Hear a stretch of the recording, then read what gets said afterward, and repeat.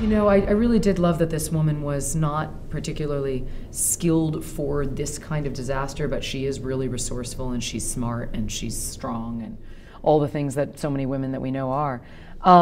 I did train for this movie because just even for that whole rooftop sequence, I wanted to make sure that I had enough cardiovascular ability just to be able to do as many takes as Brad, our director, needed me to do.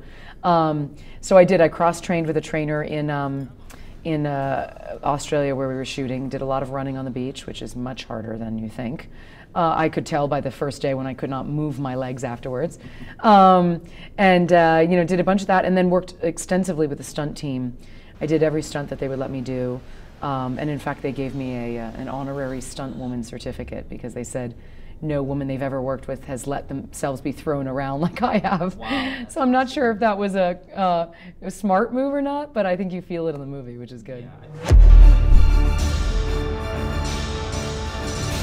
You know, what was great about that is that when I first spoke to Brad Peyton, we had our first meeting was on Skype, and I said, you know, one of the things I really love about this script is that this is this huge epic movie, but like it's sort of this, you know, it's sort of like a beautiful family story and love story between these two people, Dwayne Johnson's character and my character as well, and Alexandra Daddario's character and Hugo's character, sort of disguised in this huge movie. Like, do you think we're going to be able to keep that?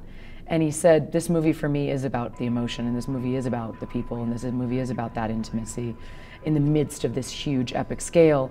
And Brad really stuck to that every day, and he was really there with us, you know, and really anytime something technical sort of took over, it was always about coming back to that truth. So that was really helpful.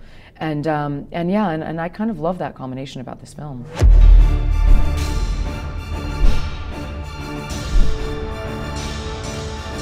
I mean, I think she'd be trying her hardest to save both.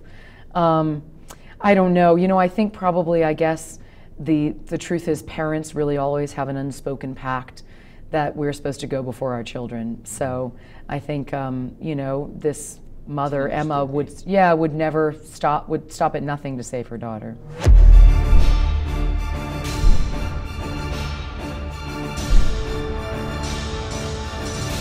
No, definitely. We did. We also had amazing catering.